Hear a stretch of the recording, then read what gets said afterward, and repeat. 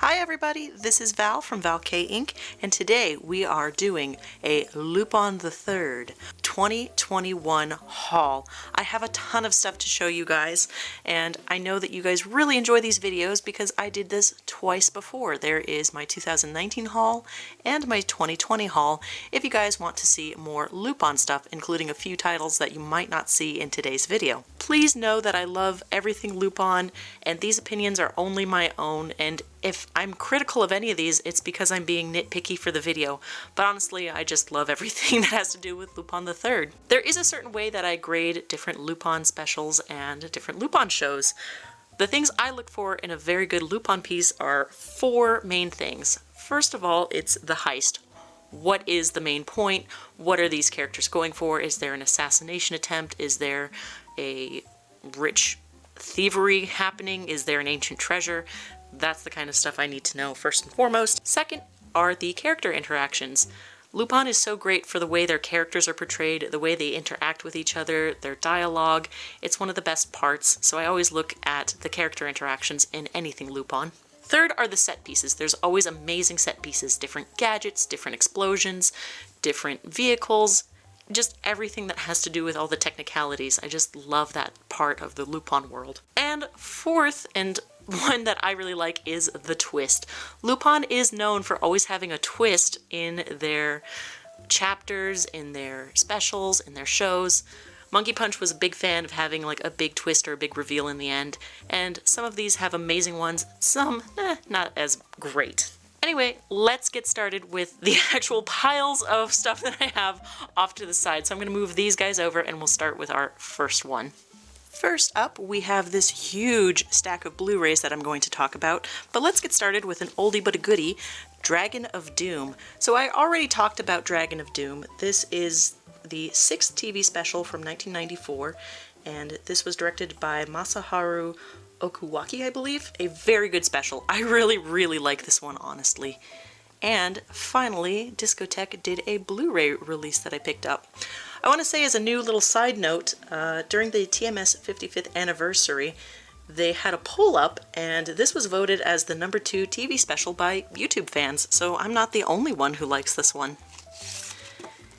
Here is all of the art. It's pretty much the same as what we saw with the old DVD release.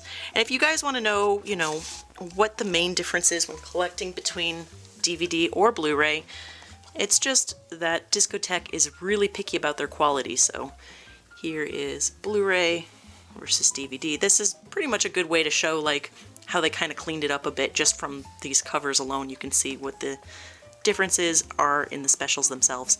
I really like the new logo. I think it looks good. It's just a good special. Just wanted to show you guys that one. We'll put that guy over there. Next up, another one that I've been waiting to have on Blu-ray. This is Lupin Missed by a Dollar. So Missed by a Dollar, also known as the Dollar Wars or Money Wars. This was done in 2000, and the director was Hideki Tonokatsu. And this was the last traditionally animated Lupin special.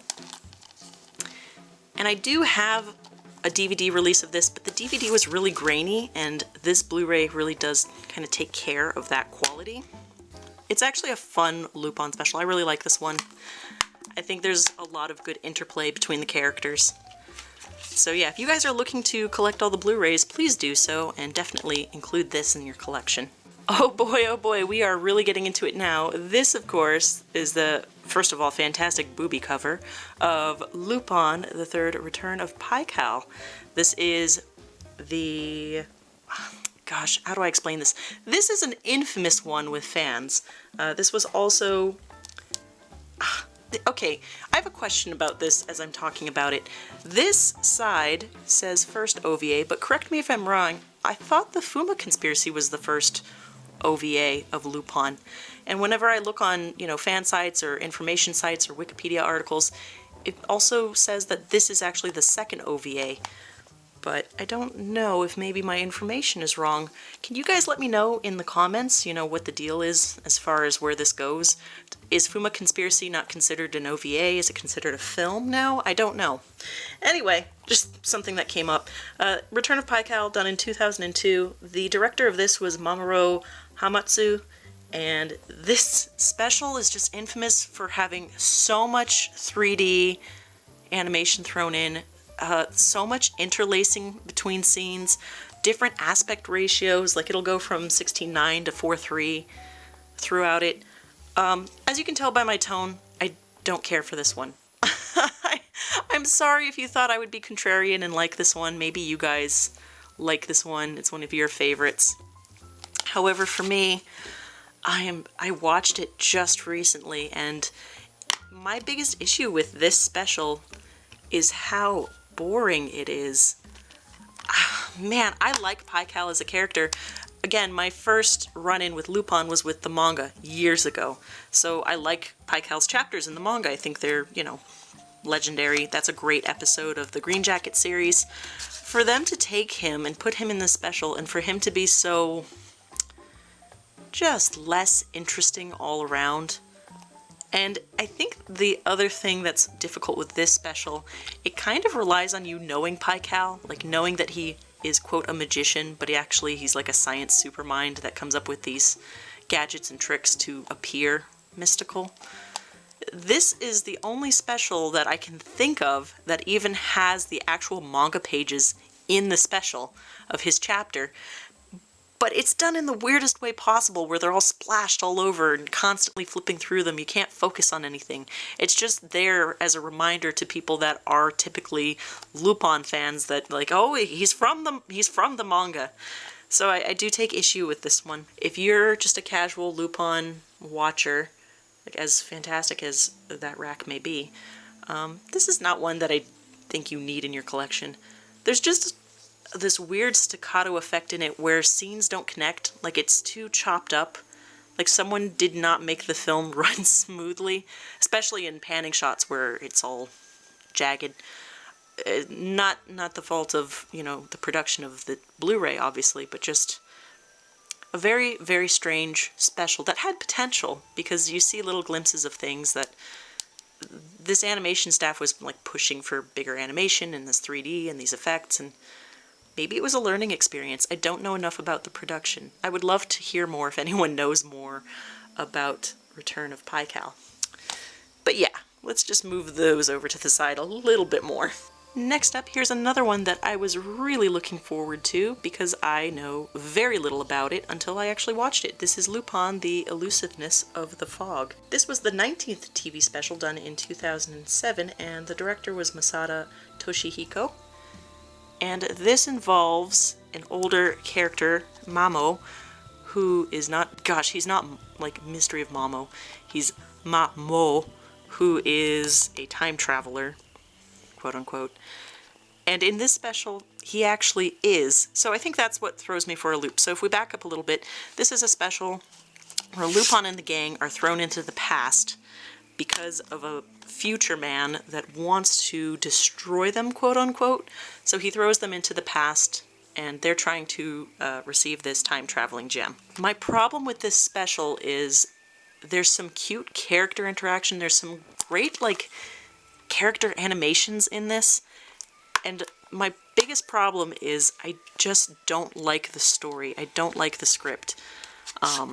Like I said, dialogue's fun and bouncy, but like the purposes of the time travel and the story altogether, it feels like a fan-created Lupin where they wanted to see Lupin and the gang in ancient Japan. That's what it feels like. It doesn't feel like a Lupin special, but it is fun. Like, there are fun bits in it. Between these two, I would rather watch Elusiveness of the Fog, just because there's stuff in there that I appreciate a little bit more than the Pycal. But for some reason, it doesn't hit home for me, and I really wish it did. What do you guys think of these two in particular? These are two of the newest releases that we got. Are you guys collecting these? I would love to hear that all down in the comments. Next up, we have a really big and important one. This is Lupin the Third, the First, and yes, I do have a protective sleeve for my steelbook cases. I had a conversation with a friend of mine, Blaze, hi Blaze, who is here on YouTube, who mentioned in one of his videos that he got those for his steel cases, and I have since done the same to keep this nice and protected and some of my other steelbooks safe. Thank you, Blaze, that was a great conversation we had because I'm doing it now and I love it. So here is Lupin the Third, the first Steelbook edition. It is so shiny and pretty, you guys. I really, really like what they did with this. The little post-it note in the back. Really love this one. This, of course, is the 6th film, as from my count at least. I could be wrong about that. This was done in 2019, and then we finally got it here this year. This was actually written and directed by Takashi Yamazaki, and I do know just from stuff on Twitter that before Monkey Punch had passed, he had seen some preliminary stuff for this, and he actually said thank you for it. So it's nice that he knew and saw the whole range of Lupin. Ah, that does my heart good. This is the first fully CGI animated Lupin movie. And here is the inside. I love the little booklet. I'm a big fan of G-Kids releases. This is the back panel that I put in here just so I could keep it. It doesn't actually come like that. But it comes with the little book that has, you know, info and sketches and just talks about the development of each character. They said they had a lot of trouble, you know, finalizing everyone's looks for the 3D. Fujiko in particular, it's really hard to get a group of animators to decide on their ideal girl. So they said also that they had a ton of outfit options for her, but they ended up going with 2. Here are the discs themselves. I do love that both Zenigata and Lupin are on these. I just really like this release. I think it's really pretty. I really enjoyed this film. I've got to say, there is a lot of Lupin in this one. This is very Lupin-centered. That's what you're mostly getting out of this. The only criticism I have is I wish I could have seen Goemon and Jigen do a little bit more in this film. But it's bouncy, it's fun. I really do like seeing the characters play out. Some of the set pieces in this with the 3D are just gorgeous. You know, I think a lot of it was based on the CG, like a lot of just the set pieces were made to display how good the 3D animation can look in a film like this. So yeah, I think every Lupin fan should at least give this a watch, if nothing else. And I do know that the normal standard G-Kids release of this is actually pretty cheap right now. Like, you can find it for $12, $15 in most stores like Right Stuff or Amazon. Next up, we're going to get into some series stuff, and of course, this is Lupin the Third Part 4, The Italian Adventure. This cover is specifically the Japanese language cover, and I will show you guys, if you are buying the Blu-ray, let me get this guy open, the alternate cover is this cover. If you see this cover in stores, this cover is actually the English language cover for the Blu-ray. But they included both covers so you can switch it and have the cover you like, no matter which Blu-ray you are buying. So while I have this open, let's look at the beautiful discs as well. And let me put this back together and give you guys some facts. This, of course, is Part 4. It is 26 episodes.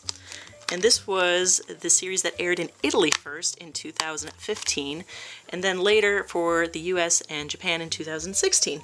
And I want to show you guys that it also comes out in DVD. Now, I originally was trying to buy the Italian Adventure on Blu-ray, but somewhere along the line, I think I made a mistake, honestly, and accidentally ordered the DVD. But it's a mistake that's good because I want to show you guys the alternate cover art. I love this promo image. And what the inside looks like for the DVD release. As I was saying, this was a bit of an experimental one. It was very Italy focused. Any Lupin fan knows that Lupin is super popular in Italy. It really is. It especially like the Red Jacket series, you know, that's core to it. And so having a Lupin set in Italy just makes so much sense. And, you know, Italy is a great place to hold a series. It's got so much culture and it's so fun. The quote that I read about Part 4 goes as follows. This is from the chief director: to mix the opposing elements of the franchise and combine them into a series that is both hard-boiled and comical, realistic and fantastical. So that's why we have such a crazy series as this. I just recently rewatched this. My favorite part of the series are honestly the one-off episodes. You know, I like the episodes that are like Lupin's Day Off, Jigon, you know, fighting a gun gang, the soccer episode. I secretly really like soccer. But anyway, and of course this is also the famous series that has Rebecca Rossellini and the first episode with Lupin getting married. So this is a really, really fun series, and the reason they are separate releases for the Japanese and the English are because the music is scored completely different in both series. Now, we don't have the Italian in this release, but it was originally done for that, so there was different music done for this. It makes different timing, and the dub is completely different, you know? This English dub sounds so much like the Red Jacket dub. And I think they did that specifically because in Italy the Red Jacket series is so popular. And then they came back and did the Japanese dub, and it sounds like way more traditional Lupin, a darker, more serious toned Lupin. It even got its own, you know, opening and ending, which are beautiful. I'll put links to those down below. As a collector, either go for one or the other, or just collect both, because if you like your Lupin a little sillier, a little more quick-paced, you know, really exaggerated accents, go for this English dub. If you like a more serious tone, I say go for the Japanese. Personally for me, I like the Japanese a little bit more, but I think certain characters sound better in English. Like, I really like Rebecca's voice in the English. You know, there's so much energy in Lupin with his English dub in this. Check out both. I encourage it. It is such an interesting series. The other interesting part of this series, because there's so much to note, is that there are 2 episodes that were extra episodes that aired in Italy and did not air in Japan. They only came out in Japan with the release. So those 2 episodes are Venice of the Dead and Non-Stop Rendezvous. Those are both the episodes that involve Rebecca making the big movies based on Lupin things, like the zombie movie and the train movie. They're fun episodes. I like them. They're actually placed in where they should be when you buy these releases, so they're not just tacked on in the end. I enjoyed this. I was actually kind of sad when I was done with my rewatch because I was so just enjoying the episodes together. The overarching plot, which is MI6, Dream of Italy, and eventually the Leonardo da Vinci clone, those are fine. They're just not my favorite. I think that's what knocks the series for me a little bit more. But honestly, I still really like this one, and I recommend it to everyone. Alright guys, I cleared everything out of the way for the big main attraction. You guys were wondering, why have I been collecting so much Lupin? Why is this taking so long? Believe me when I say I've been collecting Lupin. Boy, howdy have I ever been collecting Lupin. It's time to talk about Lupin the Third Part 2. So, there's a lot of stacks here, obviously, and I'm going to move the Discotek releases out of the way so that we can get started looking at the complete Pioneer Geneon run of Lupin. Yes, this is all of it. I can't believe I have this, honestly. I was so pleased when I got these in the mail. Anyway, let's start from the beginning. So, Lupin, and the old way you would collect DVDs, especially anime DVDs here in the US, you would get a few episodes per DVD, and they weren't numbered in any particular way, at least obviously. So, this whole stack of Lupin, I think this is 15, 1, 2, 3, 4, 5, 6, 7, 8, 9, 10, 11, 12, 13, 14, 15. Yes, Val can count. 15 DVD sets. I bought this as a lot for $40. And even though I knew I was already going to get the Discotek ones, I could not resist getting the old Pioneer ones, because these were ones that I'd always seen, you know, just growing up being an anime fan, and never owned. So I have all of them. If you are out to collect these, please know this only runs from episode 1 to episode 79. And as a comparison, if you were to buy that in the Discotek releases, episode 1 through 79 here on these 2. See, space is a big issue being a collector. It really honestly is. So, if you're out to collect these, I'm going to show you all of these in order. Please feel free to pause the video and look at all of these titles. And I'm going to go through all of these one by one so you guys can see all the art and all the disc art in them. So let me push these over, and the easy way to figure out the trick as to which one you have, if you look at the UPC in the top corner, it will say Volume 1 in tiny print above the code. That's how you know that this is Volume 1. It's tricky and hard to spot, but for anyone out there collecting, I want you guys to see this. Anyway, here is the first volume of the Pioneer releases. This was the old logo. And I actually really like this one. Here's the disc, because this one actually came with a little booklet to help introduce the characters. It has stats and images and descriptions for everyone. Isn't that cool? I don't know why I thought that was so fascinating. I also like this little bottom image of Zenigata. These images are actually from Nostradamus, which is funny that they're here, but it illustrates, you know, what it is. This is also put out as a, quote, report, so we have a Koichi Zenigata signature, supposedly, on this pamphlet. I don't know, I just think it's really cute, and I like the way they did it. I also like this little back panel that shows the scene access. Oh, so interesting to me. Yes, so, of course, I should also mention some facts for part 2. It is 155 episodes. It's the largest Lupin series. The episodes aired from 1977 to 1980, and then Pioneer was awarded rights to put it out in America back in 2002. So, there you go. We'll move on to Volume 2, and I'm making sure that, yes, this is indeed Volume 2. That would be Love Heist here. Here is the disc art and another little pamphlet. The other interesting thing about these old Pioneer ones, I did put them in to watch them recently. They still look good. They still look surprisingly good. I thought there would be a huge difference between these and the Discotek. You know, I still think the Discotek ones look slightly better, but not by much, honestly. And here is Volume 3. This is Family Jewels. I just think these covers are neat. I really like them. And then this volume, I think, has concept drawings in it, in one of the galleries. There's Jigon being cool, and the scene access card. And the disc art. So that's Volume 3. And I will talk about just the history of Pioneer and Genion for people who don't know.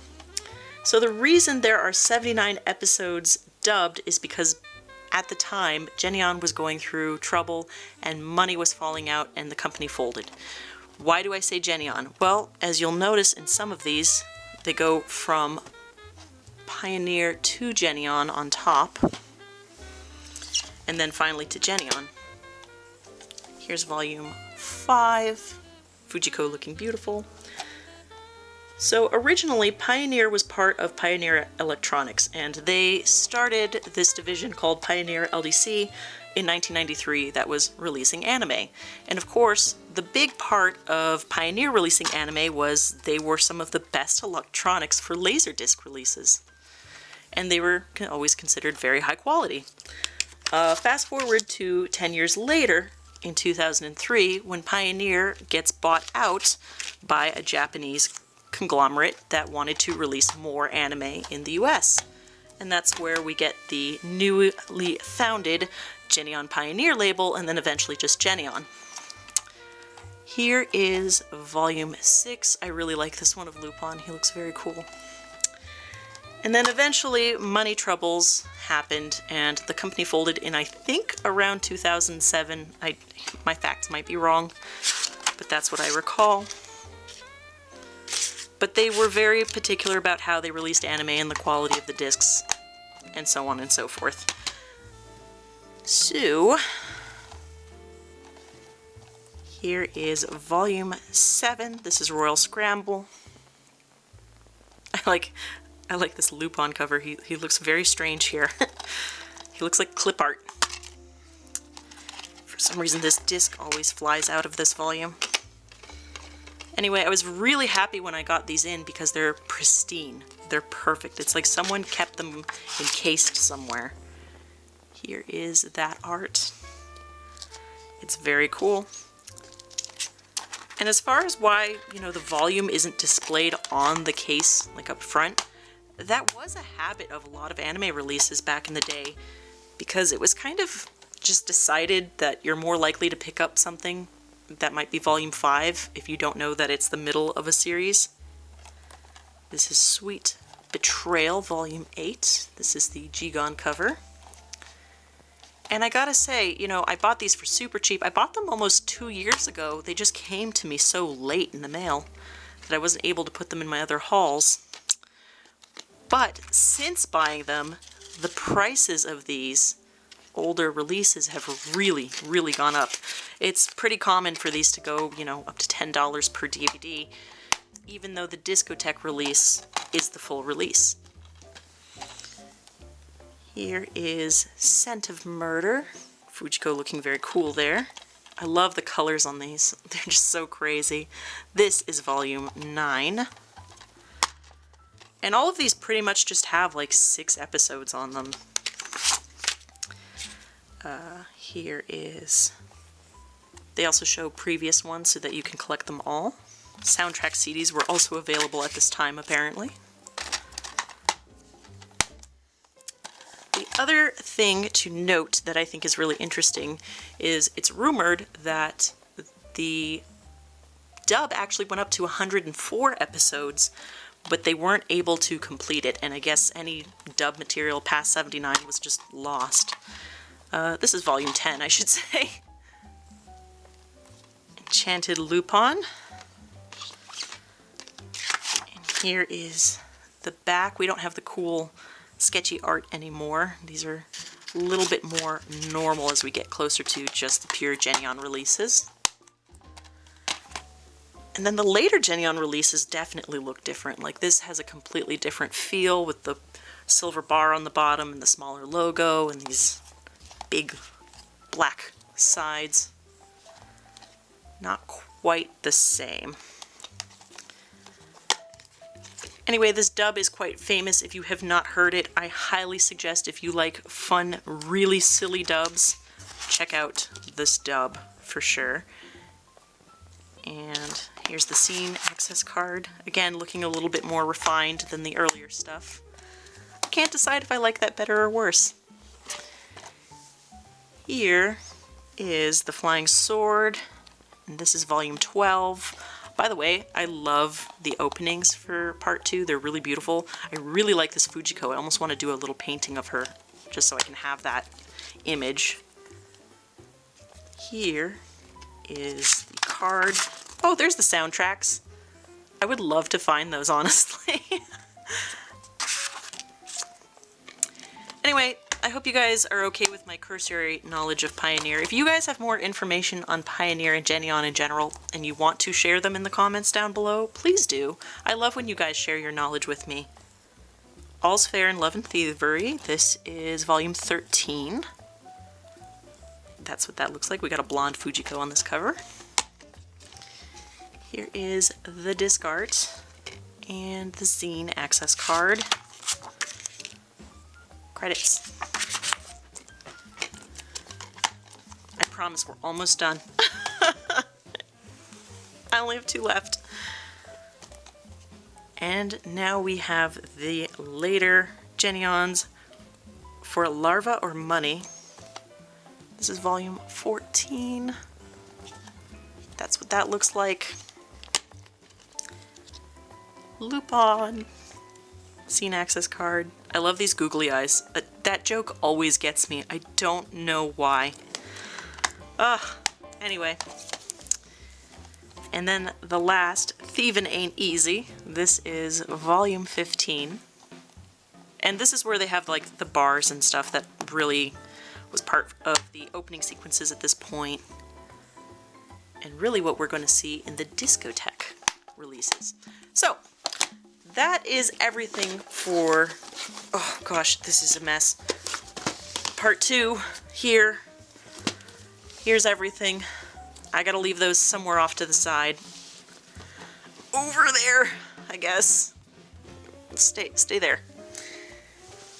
Because if you do want to own all of Part 2 Red Jacket, these are the Discotek releases. I'm just getting them sorted now. Here we go. And these look really nice on the shelf because they're all similar. They all line up. Thank you, Discotek, for doing that. And the other reason I would go for these is there's just more on these discs. Like, there's commentaries and, you know, little interesting background information that they included. Here is the alternate cover. I don't know why they used that one for this, but this is volume 1. This collection has episodes 1 through 40. And yes, all these covers look similar, but each image in these boxes is actually different. So thank you for doing that as well, Discotek. Here is Lupin the Third, Part 2. I actually like this inside cover. I'm so entertained. And then here are the inside discs. They all pretty much look like this. The reason I didn't open volume 1 is because I have a cracked inner case and everything flies out of it in a horrible way. These cases for the later, like collection 2, collection 3, they're way better. So here are the discs for that. Let me get that back together.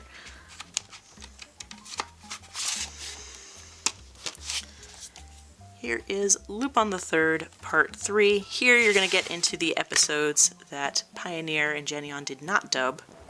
This is another great cover. Here we go. Here are these discs. They're not really that different. I'm just showing you guys because I think they're neat. Nice door on these later ones. I like this. So that is Collection 2, Part 3. The other thing I will say about the Discotek releases, they sell out really fast. Keep an eye out for when these come back in, or make sure you have the right stuff sending you emails, or you have it bookmarked on Amazon or wherever you buy anime. These sell out really, really quickly. This last set is where you will find the Hayao Miyazaki episodes, because he came back in later. And for some reason this has a clear case. I'm not sure why. Here are those discs. I swear I had these sorted out before I did this haul, but they spin like mad. So here are those. Oh, I did not think I would own so much Lupin at this point, but at the same time I couldn't resist because I've also been watching all of these as I've been collecting them. So I'm having a really, really good time. So here are all of those and everything Lupin so far. Alright guys, here is everything that was part of the haul today. I don't even know how to fit this all in, but I promise it's all here. All this Lupin goodness. So just a couple more notes before I leave off on this video. First of all, thank you guys so much for watching these and commenting and giving me Lupin info and Lupin updates. The two big updates I want to talk about is that Discotek has already announced that Part 3 Pink Jacket series will be coming out, and so will Part 5, the latest of the Blue Jacket series. They are going to be sending those out. Pre-orders are already up. I have mine pre-ordered. I'm super excited about it. So yes, we are getting those in media format to own now. And then there has also been an announcement, a little tease for a Lupin Part 6, and not too many details have been revealed yet, but yes, I am very, very excited. Special thank you to everyone that came back on the channel to let me know that information and that news, especially in my older videos. Thank you so much. I really do appreciate you guys for doing that. That was so nice of you. And I'm going to leave off with one last thing. LupinCentral.com has started a Ko-Fi to help keep the website running. And I love websites like this that are fan websites, that are fan run, and they help older fans, you know, catch up on information or grab images. They also help new fans get into it, and I love stuff like that. So if you guys want to spare $1 or whatever you may, I'm going to put a link to that Ko-Fi down in the description below. So that is it for this one. That is all of the Lupin. I don't even have a full shot, but I promise it's a lot. I can't believe I watched everything again. I said I wouldn't do it, and I keep doing it. But just know that thanks to those new releases coming up, there will be a Lupin haul for next year as well, obviously. I didn't know this would become a yearly thing, but I can't help it. I might even collect more of the Blu-rays to complete the Blu-rays the same way I have completed collecting most of the DVD sets. So, that is it for everything. I want to say hi to all my fans. You guys rock. Hello to all the Lupin fans out there. Thank you for stopping by and hearing me talk about Lupin for a ridiculous amount of time. You guys are wonderful. So, I'm going to let you guys go back to your hideouts now. Thank you so much for being part of this, and I will see you guys in the next video. Bye, guys!